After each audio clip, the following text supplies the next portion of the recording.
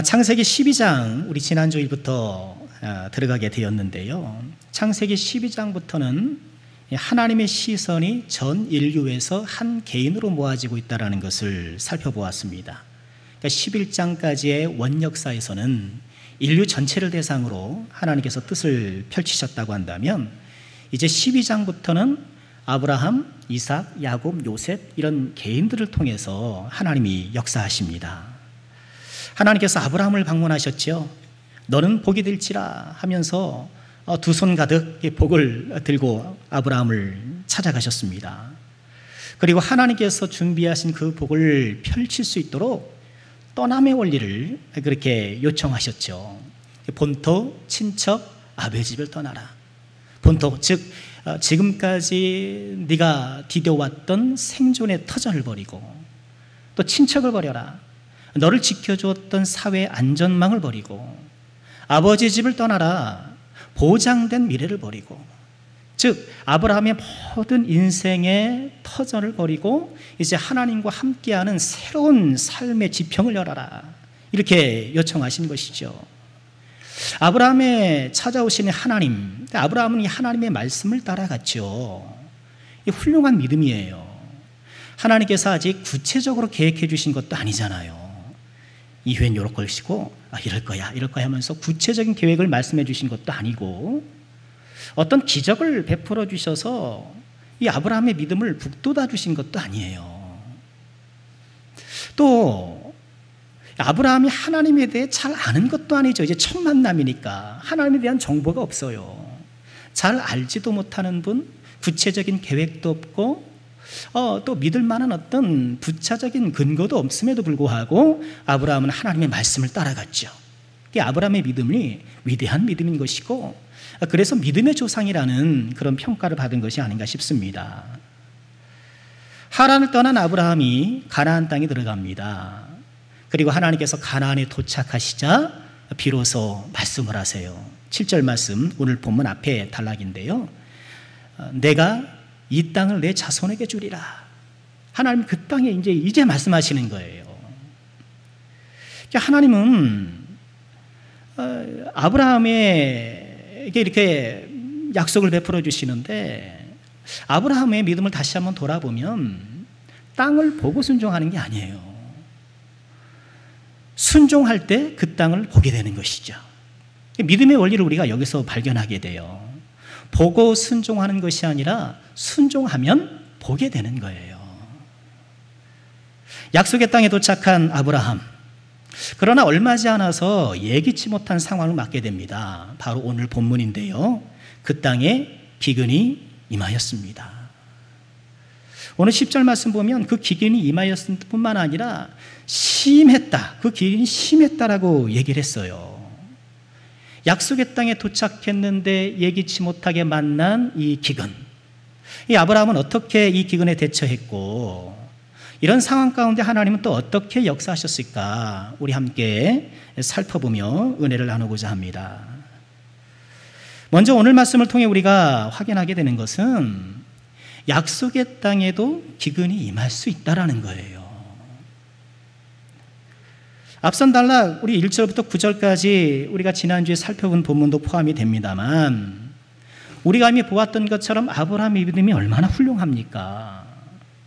본토 친척 아비의 집을 떠나라고 할 때에 과감하게 그 집을 떠나요. 과감한 믿음을 보여요. 믿음은 때때로 신중함을 요할 때가 있죠. 차근차근 생각해보고 섣불하게 결정하지 않도록. 하나님께서는 우리에게 신중함을 요하기도 하지만 믿음은 아무래도 과감성에 더 나아가 있다는 것을 부정하기 어렵습니다. 믿음은 좀 과감함이 필요해요. 재고, 따지고, 계산하고 이렇게 그런 것보다도 신뢰하고 결단하고 나가는 것. 그게 믿음의 본질에 더 가까운 것이죠. 예수님께서 제자들을 부르실 때도 어떻습니까? 제자들에게 신중함을 요구했어요. 그러나 또 제자들은 과감하게 결단하고 반응했어요. 이 아브라함이 하나님을 따라갈 때에 과감한 믿음을 보였던 거예요. 가나안으로 가는 이 여정이 쉽지만은 않았습니다. 5절 말씀에 보면 아브라함이 모든 것을 이끌고 가나안 땅으로 가려고 떠나서 마침내 가나안 땅에 들어갔다. 마침내 들어갔다 이렇게 이야기를 해요. 가나안까지의 여정을 5절 한 절에 이렇게 요약하고 있지만 그 여행이 쉽지 않은 거예요. 마침내라는 이 부사구가 그 여행이 수월하지 않았음을 보여주는 것이죠. 아브라함이 떠난 그 하란에서부터 이 가나안에 처음 도착한 이 세겜까지의 거리를 인터넷에 보면 구글 맵이 있잖아요. 구글 맵에서 거리를 재보면 직선 거리로 630km예요. 직선 거리로.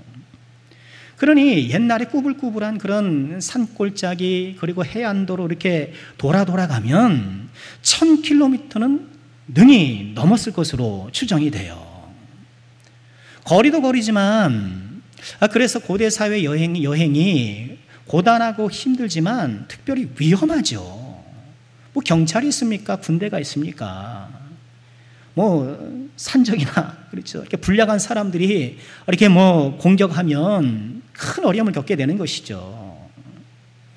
그리고 이런 고단하고도 위험한 여행 와중에 하나님이 좀 틈틈이 찾아오셔서 좀 말씀으로 좀 격려해 주시고 용기를 부어주시고 이렇게 하나님이 개입해 주셨으면 얼마나 좋았겠습니까만 이 여행 내내 하나님께서는 찾아오신 기록이 없어요. 이 가나안에 도착해서 말씀하시는 거예요. 떠나라고 말씀하시고 가나안에 도착했을 때야 다시 나타나 말씀하시는 거예요. 혹시 도중에 돌아가야겠다라는 생각 갖지 않았을까요? 아니면 함께 했던 사라나 이 조카 롯이 따라갔는데 아이고 삼촌 그 하나님 말씀 들은 거 맞아요. 분명해요. 확실해요. 잘못 들은 거 아니세요? 이렇게 옆에서 좀 의심하진 않았을까요? 그럼에도 아브라함은 끝까지 포기하지 않았고 인내의 믿음으로 가나안까지 도착한 거예요. 아브라함의 믿음은 과감한 믿음, 또한 어떤 믿음이요? 인내의 믿음. 이런 믿음은 인내잖아요. 믿음은 본질상 인내예요. 믿음과 인내는 친구예요. 그리고 가나안에 도착했을 때 아브라함이 맨 처음 한 것은 자기에게 나타나신 하나님 앞에 제단을 쌓는 거예요. 7절 보니 그렇게 되어 있죠. 자기에게 나타나신 여호와께 그가 제단을 쌓았다, 예배를 드렸다. 근데 거기서만 예배를 드리는 것이 아니라 이어지는 8절에 보면 베델 동쪽 산으로 옮겨 장막을 치니 서쪽은 베델이요 동쪽은 아이라 하면서 그곳에서 여호와께 제단을 쌓고 여호와 이름을 불렀다. 이 가나안에 들어가서 이 아브라함은 하나님께 제단 쌓고 예배하는 이 예배의 믿음으로 자신의 인생을 새롭게 구성해 나가고 있는 거예요. 이 과감한 결단, 과감한 믿음, 인내의 믿음, 예배의 믿음, 이렇게 믿음을 잘 간직하고 믿음을 잘 단돌이 하면서 가나안에 도착했으면 그럼 어떻게 되겠습니까? 이후부터는 좀 탄탄한 인생이 펼쳐져야 되지 않을까요? 그런데 가나안에서 첫 번째로 맞이한 사건이 기근인 거예요. 이렇게 훌륭한 믿음으로 하나님 앞에 순종했다고 한다면 있던 기근도 좀 사라지고 그동안 기근이었다면 이제부터는 좀 풍성해지고 그렇죠. 꽃이 열매가 활짝 피는 그런 삶이 되어야 되는데 오히려 기근을 만났더라는 거예요. 여기서 우리는 무엇을 발견하나요? 우리가 믿음으로 주 앞에 순종한다고 해서 인생 기근을 반드시 피해가는 것은 아니라는 거예요. 나는 믿음으로 산다고 살았는데 또 기도한다고 했음에도 불구하고 내 인생이 뜻대로 풀리지 않고 내가 원하는 결과를 얻지 못할 때도 있다라는 거예요. 그럼 기근이 뭐예요? 기근이라는 거는 내 노력이 안 통해요. 비가 안 내리니까. 내가 뭐 삽질을 안 했겠습니까? 곡괭이질을 안 했겠습니까? 땀 흘려 수고해도 비가 내리지 않으니 이 농작물을 거둘 수 없고 내 노력이 통하지 않는 거예요. 그러고 보면 우리 모두가 인생 기근을 만날 때가 얼마나 많은가요? 내 노력이 통하지 않는 것. 열심히 한다고 했지만 그 열심히 결과를 맺지 못하는 것, 그런 예를 우리는 숱하게 경험할 수 있는 거예요. 그런데 그럴 때에 이렇게 믿음으로 살아도 약속의 땅에도 기근이 임할 수 있다라는 이 성경적인 사실을 알고만 있어도 우리가 크게 당황하지 않는 거예요. 또 성경에는 믿음으로 행했음에도 불구하고 오히려 고난에 직면하는 예가 숱하게 담겨 있습니다. 홍해를 건넌 이스라엘 백성들이 처음 만난 것이 뭔가요? 마라의 쓴물이에요. 홍해를 건넜으면 이제는 뭐 단물이 좀 착착착착 나오는 그런 삶이 펼쳐져야 되지 않겠습니까? 그런데 쓴맛, 이 쓴물을 보게 되는 거예요. 가브리엘 천사를 통해서 수태고지를 받은 이 마리아, 이 10대 소녀에 불과했던 이 마리아가 받아들이겠습니다, 순종하겠습니다 하면서 순종하잖아요. 그래서 아기 예수님을 출산했지만 헤롯에게 쫓겨서 머나먼 이집트로 도망가야 돼요. 성경에서는 그냥 한 줄로 처리한단 말이에요. 한 문장으로 처리하지만, 그러나 그 상황으로 우리가 들어가 보면 이제 갓 출산한 아이를 내고 낙타를 탔는지 나귀를 탔는지 모르겠는데 이게 터벅터벅하면서 그 먼지 풀풀 나는 그 애굽까지 가는 걸 한번 상상해 보십시오. 바울 사도는 어땠나요? 드로아에서 마게도냐인의 환상을 봅니다. 꿈에 하나님께서 환상을 보여주셔서 마게도냐 사람들이 와서 우리를 도우라, 와서 우리를 도우라. 어디로 이렇게 선교 여행을 갈까, 어디로 이렇게 전도하러 갈까 이렇게 고민하던 가운데 하나님께서 선교지를 딱 집어주신 거예요. 일로 가, 이곳이야. 그런데 이 드로아로 갔을 때에 에게해를 건너서, 우리로 치면 현해탄을 건너서 이 빌립보로 갔을 때, 마게도냐 첫성 빌립보로 갔을 때에 바울 사도를 기다리고 있었던 건 뭔가요? 빌립보 감옥이었어요. 성경인 이처럼 약속의 땅에도 기근이 임할 수 있는 예가 무궁무진하다는 거예요. 믿음의 사람도 인생 기근을 만날 수가 있다는 것, 우리가 이 사실을 받아들이고, 그러나 다만 사실만 받아들일 뿐만 아니라 우리가 확신하는 것은 무엇인가요? 이런 인생 고난, 인생 기근 이면에 하나님의 큰 손이 있다는 거예요. 하나님의 큰 그림이 있고 하나님의 위대한 섭리와 계획이 거기 있다는 거예요. 로마서 5장 3절 이하에서 이렇게 외치고 있죠. 다만 이뿐 아니라 우리가 환난 중에도 즐거워하나니 이는 환난은 인내를, 인내는 연단을, 연단은 소망을 이루는 줄 알미로라. 환난은 인내를, 인내는 연단을, 연단은 소망을 이룬다라는 거예요. 이 소망이 뭘까요? 하나님께서 우리에게 부어주신 하나님의 소망이자 우리의 소망. 그 소망이 이루어질 날이 반드시 있을 것이라고 말씀하는 거예요. 그러니 우리는 어떻게 할까요? 인생 기근 가운데에 우리는 낙심하고 절망하고 물론 당황스러울 수 있어요.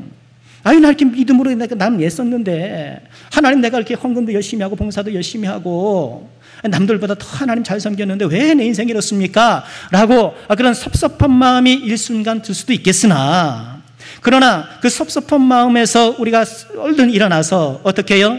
우리를 향한 하나님의 소망이 여전히 유함을 깨닫고 하나님의 큰 계획과 큰 손이 나를 붙들고 계심을 믿고 다시 한번 힘과 용기를 내고 일어서고 달려가는 우리 모두가 되어야 되겠습니다. 자, 오늘 말씀을 통해서 우리에게 주시는 두 번째 교훈은요, 믿음의 기근을 주의하라는 거예요. 자, 기근이 찾아왔을 때 예기치 못한 이 기근을 만난 아브라함이 어떻게 대처했을까요? 우리 10절 보실까요? 그 땅에 기근이 들었으므로 아브라함이 애굽에 거류하려고 그리로 내려갔으니, 이는 그 땅에 기근이 심하였으므라 아브라함이 애굽에 거류하려고 그리로 내려갔다, 이렇게 얘기를 합니다. 이 성경에서 애굽이라는 이 나라, 이 단어가 처음 등장하는 순간이에요. 이스라엘 역사에 얽히고 설킨 그때 많잖아요. 늘 등장하는 게 애굽이 아닙니까? 애굽이 처음 등장하는 순간인데, 가나안에 기근이 들자 아브라함은 애굽으로 거류하러 갑니다. 근데 거류하러 간다는 이 고르라는 단어가, 단어 뜻은 일정 기간 머물다는 뜻이에요. 일정 기간 머물려고. 그러나 이 거류하다라는 이 동사의 실제 활용, 실제 거류하러 갔던 사람들의 그 행동을 보면 그 며칠 몇 달 이렇게 잠깐 갔다 오려는 것이 아니라 아예 거기에 오랫동안 머물러 살려고 하는 것을 보게 돼요. 우리가 일전에 룻기도 살펴보았는데 룻기 1장 1절에 그 엘리멜렉이 등장하잖아요. 베들레헴 사람 엘리멜렉이 기근을 만나서 어디로 갔죠? 모압 땅으로 갔어요. 모압 땅에 거류하러 갔다라고 얘기를 하는데 어떻게 됐나요? 모압 땅에 그냥 잠깐 머문 것이 아니라 거기서 정착해서 그 아들들도 다 결혼시키고 아주 거기 그냥 사는 거예요. 이민 가버린 거죠. 지금 아브라함이 애굽으로 내려가는 것, 거류하러 가는 것도 마찬가지예요. 이 거류라는 것은 하나님 편에서 보는 것이지 이 아브라함 편에서 보는 것 같진 않아요. 아브라함은 가서 살려고 간 거예요. NIV 영어 성경을 보면 to live there, 거기 살려고 갔다 이렇게 번역을 해요. 하나님은 아브라함에게 가나안 땅과 후손을 주리라고 약속하셨는데도 불구하고 아브라함은 기근을 만나자 이 약속을 버리고 애굽으로 살려고 간 거예요. 그리고 10절 말씀 다시 보면 애굽으로 내려갔다 이렇게 말씀을 하시는데 이 내려갔다라는 것은 물론 이 가나안 땅이 애굽보다 지대가 높기 때문에 이 애굽은 이제 나일 강가이기 때문에 지대가 상대적으로 낮고 이 가나안이 높았기 때문에 이 지형에 따라서 내려갔다라는 뜻도 되긴 합니다만 아브라함의 영적 상태를 암시하는 말씀이기도 해요. 지금 아브라함이 가나안에서 애굽으로 내려갈 때에 몸만 내려가는 것이 아니라 그의 믿음도 내려가고 있는 거예요. 애굽으로 내려가려 하는 것, 거기서 거류하고 거기서 살려고 했던 것, 이 인생 기근에 맞선 이 아브라함의 대안이었던 거예요. 패착이었죠. 그런데 이 아브라함의 패착은 11절에도 계속돼요. 보실까요? 그가 애굽에 가까이 이르렀을 때에 그의 아내 사라에게 말하되 내가 알기에 그대는 아리따운 여인이라 애굽 사람이 그대를 볼 때 이르기를 이는 그의 아내라 하여 나는 죽이고 그대는 살릴 것이다. 애굽에 점점 가까이 가면서 아브라함이 걱정이 들기 시작했던 거예요. 자기 아내가 아리따기 때문에 애굽 사람들이 자기를 죽이고 부인을 빼앗을까 봐 이게 두렵다는 거예요. 그런데 이때 사라의 나이가 몇 살이었을까요? 아브라함이 75세에 하란을 떠났고 이 사라와 아브라함의 나이가 10살 차이거든요. 그러니 65세, 적어도 65세예요. 그래서 65세가 뭐 이렇게 아리따울까? 성경을 연구하는 사람들이 그렇게 이야기하고 저도 이 본문을 볼 때마다 그런 생각을 우스개로 해보았습니다만 우리 교회 오니까 그럴 수도 있겠구나 라는 생각을 하게 되었습니다. 성경학자들은 고대 사회에서는 여성의 아리따움을 보는 이 기준이 좀 달랐을 것이다. 미적 기준이 오늘날과는 달랐을 것이다. 그렇게 이야기를 해요. 자, 아브라함이 덜컥 겁이 났던 거예요. 13절에 이렇게 대책을 세우죠. 원하건대 그대는 나의 누이라고 하라. 그러면 내가 그대로 말미암아 안전하고 내 목숨이 그대로 말미암아 보존되리라. 이 자기는 안전하고 자기는 보존되는데 그럼 아내는 어떡하라는 거예요. 아브라함은 사라를 앞세워서 자기 목숨을 보존하고자 하는 이 비겁함을 보이게 되는 거예요. 여기서 우리가 확인하게 되는 것 가운데 하나는요, 이렇게 믿음을 상실해서 내려가고 있는 이 추락하고 있는 아브라함에게 두려움과 불안이 일어나기 시작했다는 거예요. 에덴 동산에서 아담이 금단의 열매를 먹고 처음 느낀 감정이 뭐였나요? 두려움이에요. 이게 두려움은 이 죄인의 증상이에요. 우리가 죄인이라는 증거, 아담의 후회라는 증거가 두려움이에요.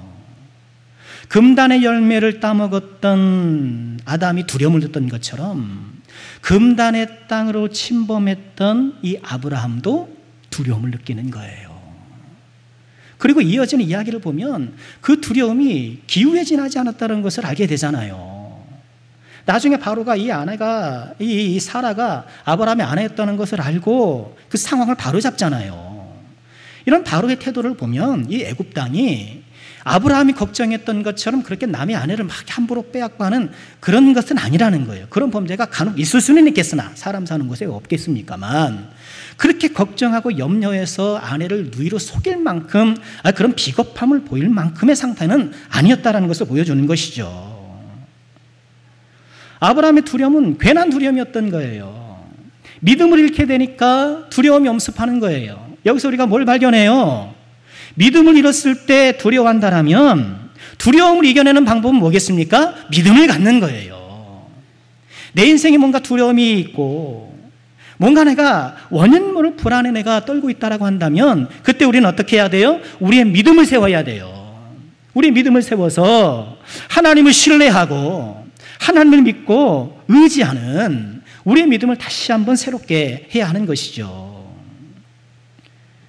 애굽에 지금 살러 내려간 이 아브라함, 자기 아내를 남에게 주고 이 아브라함에게는 연속된 잘못된 선택, 이것은 다만 그의 비겁함을 보여주는 것만이 아니고 이런 아브라함의 잘못된 대안은 하나님께서 그에게 약속하신 두 가지를 매우 위태롭게 하는 거예요. 우리 지난 시간에 살펴보았을 때에 너는 복이 될지라 하나님께서 복 주시면서 특별히 무슨 복을 주셨나요? 우리 12장 1절과 2절을 다시 한번 보실까요? 여호와께서 아브라함에게 이르시되 너는 너의 고향과 친척과 아버지 집을 떠나 내가 내게 보여줄 땅으로 가라. 땅을 주겠다고 말씀하셨고 내가 너로 큰 민족을 이루리라 하면서 민족 즉 후손을 주겠다. 지금 아브라함과 사라는 자녀가 없잖아요. 하나님께서 너는 복이 될지라 라고 말씀하시면서 아브라함 두 손에 안겨주겠다라고 말씀하신 실질적인 복은 땅과 후손인 거예요. 그런데 지금 애굽으로 내려가는 이 아브라함의 이 결정과 이 선택은 이 하나님의 약속을 매우 위태롭게 하는 거예요. 왜 그렇습니까? 애굽으로 내려감을 통해서 하나님이 주시려고 하는 이 가나안 땅에 점점 멀어져 가는 거예요. 또 사라를 누이라고 속여서 내주는 덕에, 아내를 내주는 덕에 하나님께서 후손을 주리라는 그 약속도 점점 멀어지는 거예요. 하나님은 땅과 후손을 약속해 주셨는데 아브라함의 잘못된 선택은 하나님의 약속의 땅으로부터 멀어지고 약속된 후손으로 멀어지고 점점 멀어지는 거예요. 여기서 우리가 뭘 발견하게 되나요? 아브라함에게 믿음의 기근이 닥쳤다는 거예요. 인생 기근만 닥친 것이 아니라 그 인생 기근을 통해서 믿음의 기근을 당하게 되었다는 거예요. 여러분, 이것은 우리에게도 비슷하게 일어날 수 있어요. 내 삶이 어렵고 힘들고 참 이렇게 하루하루가 어려울 때에는 내 믿음도 덩달아 흔들리기 쉬워요. 내 삶이 흔들리면 내 믿음도 흔들리기 쉬운 거예요. 내가 지금 당장 먹고 살릴 때문에 걱정 근심이고 생존산에 지금 왔다 갔다 하는데 예배가 잘 드려지겠습니까? 교회 나와 앉아있다라고 말씀이 잘 들리겠어요? 목사님 자꾸 그냥 허공에다 대고 나에게 맞지 않는 말씀, 현실과 좀 동떨어진 말씀만 전하는 것처럼 들리죠. 또 대개 이런 경우에는 시험도 잘 들어요. 삶이 불안하고 마음이 불안하다 보니까 평소에는 그냥 넘어갈 말들도 이상하게 마음에 걸려요. 교회 와서 상처받기 쉽고 그래요. 위로가 안 되는 거예요. 인생 기근도 우리에게 참 어렵고 힘들지만 인생 기근보다 더 위험한 것이 뭐겠습니까? 믿음의 기근이라는 거예요. 그래서 우리는 인생 기근이 닥쳐왔을 때에 이 인생 기근이 믿음의 기근으로 이어지지 않도록, 믿음의 기근을 유발하지 않도록 우리의 마음을 잘 관리해야 되는 거예요. 우리의 믿음을 관리하는 것이 왜 중요합니까? 인생 기근이 닥치더라도 내 믿음이 풍성하면 그것을 능히 이겨내지만 반대로 내 인생에 기근이 없고 아무리 풍요하라 하더라도 믿음의 기근을 겪고 있다라면 오히려 그의 삶은 불행한 것이 되기 때문에 그래요. 인생 기근이 믿음의 기근으로 이어지지 아니하도록 우린 다시 한번 인생 기근 가운데서도 주님을 전폭적으로 의지하고 오히려 믿음이 더욱더 풍성해지는 그런 예를 우리가 얼마나 많이 보게 됩니까? 우리 인생 가운데도 그런 예가 있지 않았습니까? 그때 정말 그렇게 어렵고 힘들었고 내 인생에 앞길이 보이지 않아서 막막했는데 그러나 그렇게 막막했던 그 순간 주님 앞에 부르짖고 하나님을 만났던 그 순간이 오히려 나의 영혼의 내 신앙의 황금기였다라는 것. 우리가 그것을 우리가 경험적으로도 아는 것 아닙니까? 또 믿음의 기근과 관련해서 우리가 한 번 더 생각해 볼 것은 이 믿음의 기근이라는 것이 반드시 인생 기근과 기계적으로 연결되어 있다는 건 아니에요. 인생 기근이 닥쳐도 어떤 사람은 믿음의 풍요함을 발휘해요. 어떤 사람은 인생 기근이 없고 인생이 풍성해도 믿음 빈약하게 그지없을 때가 있는 것이죠. 그러니까 내 일상에 별일이 없음에도 불구하고 믿음의 기근을 만날 때가 있어요. 예배가 건조하게 느껴지고 기도가 겉돌고 봉사도 그저 의무감으로 겨우겨우 해내고 말씀도 잘 안 들리고 묵상도 잘 안 되고 그러니까 예배당에 앉아 있는데 마음으로 생각하면 다른 데 가 있을 때가 있고 여러분 우리는 혹여나 인생 기근은 없는데 믿음의 기근에 헐떡이고 있지는 않습니까?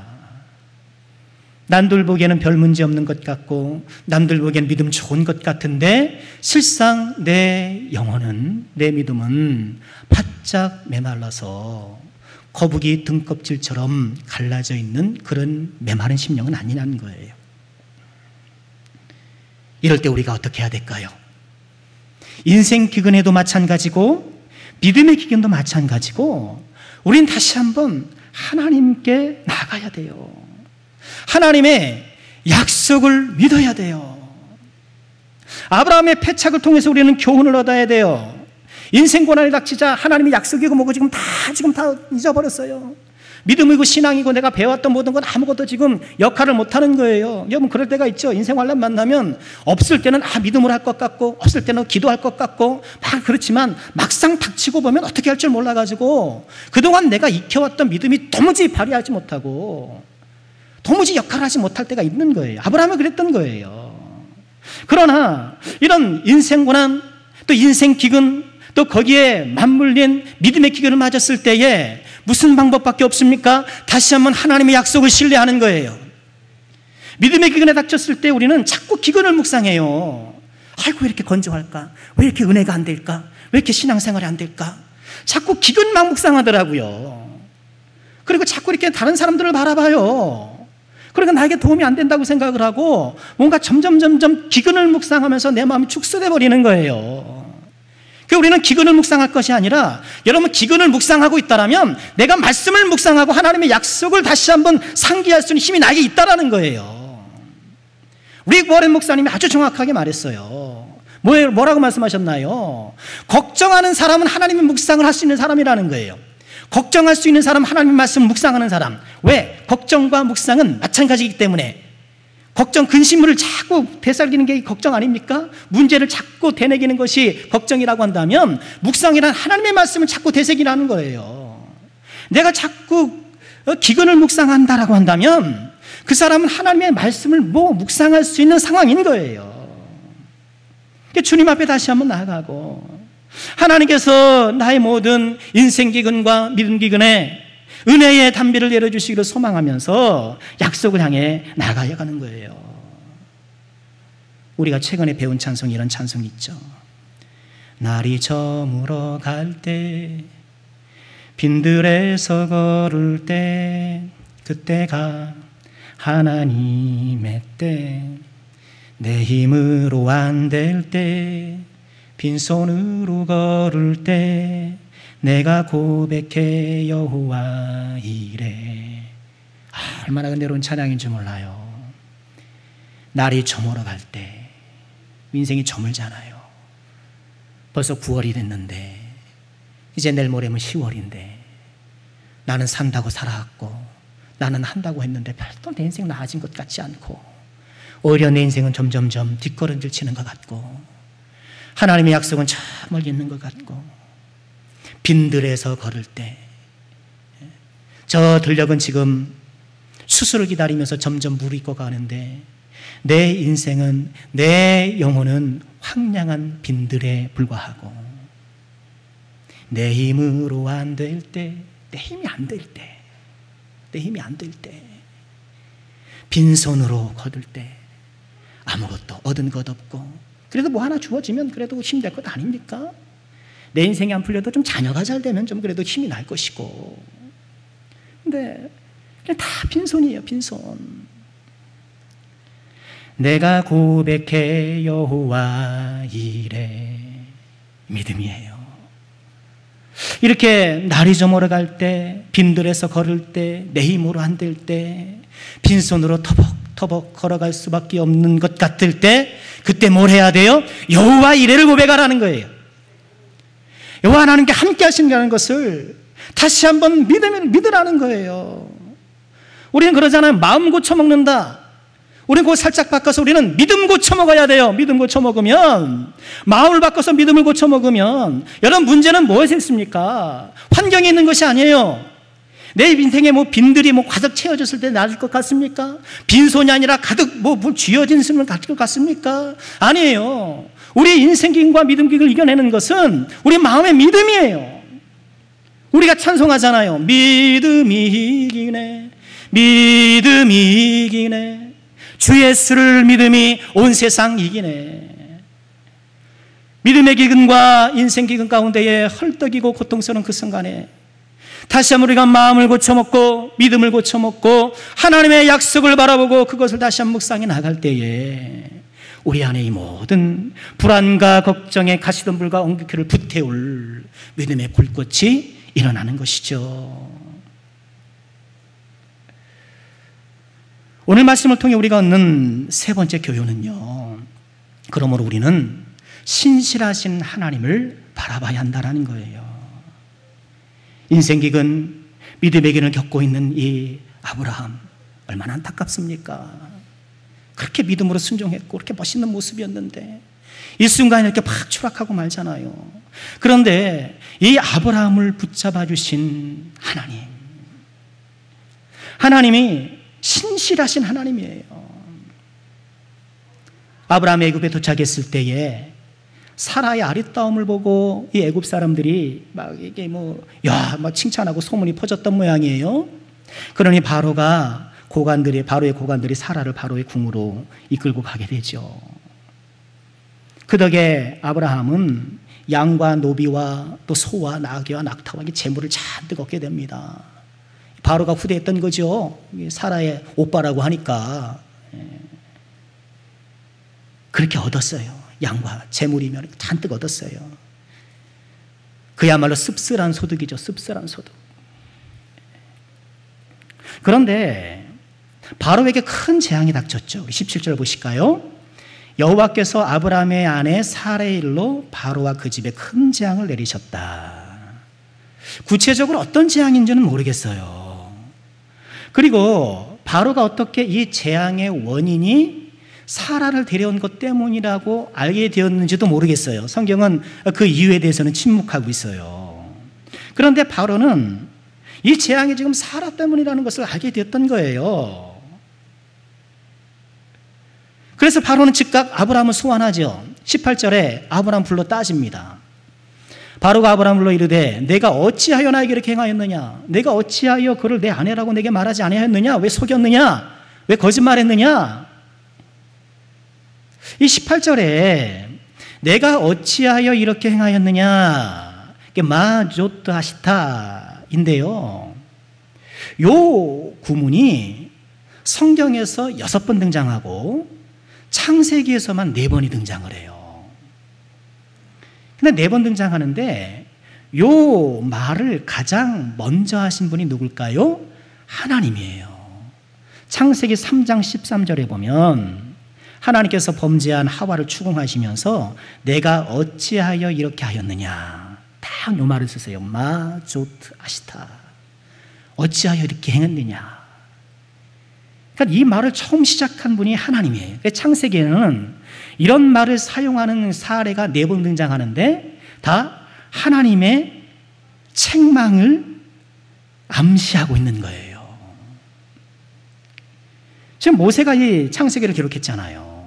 모세가 창세기를 기록하면서 바로의 책망의 이 말을 하나님이 썼던 어구를 갖다 사용함을 통하여서 이것이 다만 바로의 책망이 아니라 하나님의 책망임을 은연중에 드러내는 거예요. 바로가 책망하죠. 묵묵부답입니다. 아브라함이 아무 말도 못해요. 하나님의 사람이 지금 세상 사람 앞에서 지금 책망 듣고 있는 거예요. 박부지람 받고 있는 거예요. 얼마나 부끄러운 일입니까? 그런데 우리가 또 주목할 것은 바로의 사후 조치예요. 19절 보실까요? 내가 어찌 그를 누이라 하여서 내가 그를 데려다가 아내를 삼게 하였느냐? 여러분 실제로 아내로 삼았단 말이죠. 잠자리를 함께 했다는 거예요. 내 아내가 여기 있으니 이제 데려가라. 바로가 사람들에게 그 일을 명하매 그들이 그와 함께 그의 아내와 모든 소유를 보냈다. 아니 아브라함에게 속았다고 생각하면 이 바로는 왕이잖아요. 훨씬 더 힘이 있잖아요. 속았다고 생각하면 아, 나를 속여? 이 녀석 봐 하면서 되갚아줄 만하잖아요. 내 도덕성이 흠집을 내? 그리고 뻔뻔스럽게 내가 준 재산을 다, 재물을 다 가져가? 괘씸하게 생각해서 보복할 수도 있었을 것 아닙니까? 그런데 아브라함에게 괘씸은 했겠지만 벌을 내리지 않고 줬던 그 재물도 빼앗지 않고 안전하게 돌려보내는 거예요.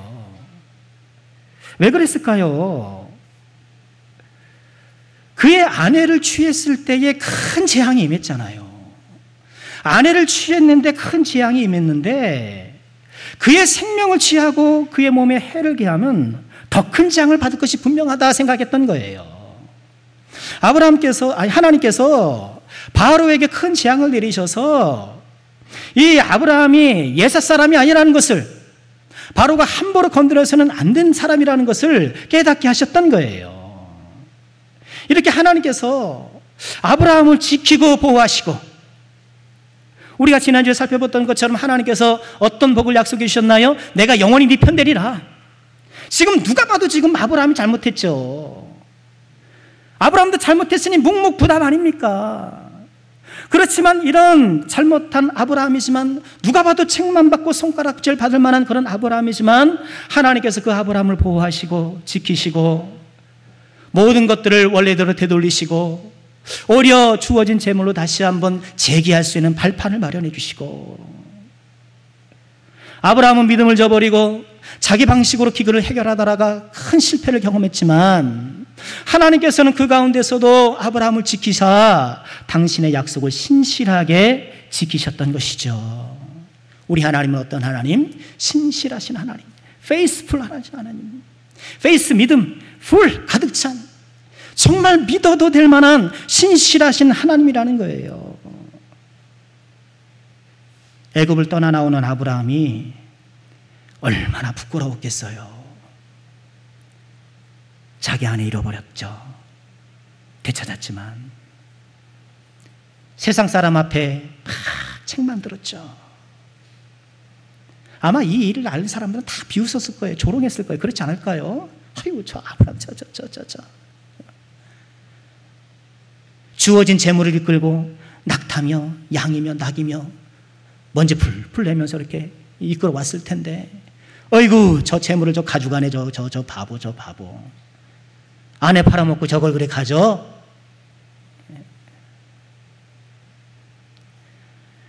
세상 사람들은 우리가 넘어지고 실수하면 다 비난해요. 그렇죠. 특별히 믿음의 사람들이 넘어질 때 비난의 화살이 빗발칩니다. 어떻게 믿음의 사람이 저럴 수가 있는가? 어떻게 목사가 저래? 어떻게 장로가 저래? 어떻게 권사가 저래? 어떻게 집사가 저래? 많은 사람들이 손가락질하면서, 그런데 이렇게 부끄러움으로 가득 차서 애굽을 떠나오는 이 아브라함을 우리 하나님께서 품어주시는 거예요. 품어주시는 거예요. 복음서에 보면 가늠하다 현장에서 붙잡힌 여인 있잖아요. 생각해 보세요. 현장에서 붙잡혔어요. 가늠 현장에서 붙잡혔어요. 얼마나 수치스럽고 얼마나 부끄럽겠어요. 이상한 건 남자는 어디 갔냐는 거예요. 여자만 잡혔어요. 도망갔겠죠. 사랑인 줄 알았는데, 진실한 줄 알았는데 발각되니까 남은 나라 도망가는 거예요. 사람들이 다 돌을 들고 그녀를 향해 던지려고 비난의 돌을 다 쥐어들었죠. 예수님 뭐라 그러셨습니까? 그녀를 감싸주셨죠. 죄 없는 자가 돌로 치라 하시면서 그 사람들의 돌팔매질을 막아주셨죠. 이게 하나님의 사랑이에요. 하나님의 사랑이에요. 우린 다 실수가 많고 연약하고 부족한 것이 많아요. 마귀는 자꾸 우리의 실수를 부추기게 막 드러내고 비난하고 막 비판하는 거예요. 그죠? 그러나 하나님께서는 하나님의 자녀들의 실패와 넘어짐을 긍휼히 여겨주셔서 감싸주시고 용기 주시고 다시 일어나게 해주시고, 아브라함은 믿음의 그릇을 내던져 깨뜨렸지만 하나님께서는 다시 그 파편들을 주워 모아서 훨씬 더 든든하고 큰 믿음의 그릇을 빚어나가시는 거예요. 이 하나님의 신실하심을 바라보시길 바랍니다. 이 하나님의 신실하심이 부족하고 연약함에도 불구하고 끝까지 당신의 자녀를 응원하시고 동행해 주시는 하나님의 사랑이 우리와 함께함을 잊지 마시기 바랍니다. 말씀 마치겠습니다. 인생 기근을 만나 그만 믿음의 기근까지 겪고 실패하고 넘어졌던 아브라함. 그러나 하나님은 신실하사 넘어진 아브라함을 일으켜 세워주시고 옷에 묻은 먼지를 털어주시고 깨진 무릎을 만져주시고 다시 한번 아브라함을 일으켜 세워주시는 것입니다. 인생 기근 가운데에, 믿음의 기근 가운데에, 이런 모든 기근 가운데서도 우리를 향한 사랑을 멈추지 아니하시는 신실하신 하나님이 나와 함께 하심을 꼭 믿으시고 그 하나님의 사랑에 용기와 힘을 얻어 이 믿음의 순례길에 더 힘차게 걸어나가는 우리 남성께 모든 권속들 되시기를 주님의 이름으로 축원합니다.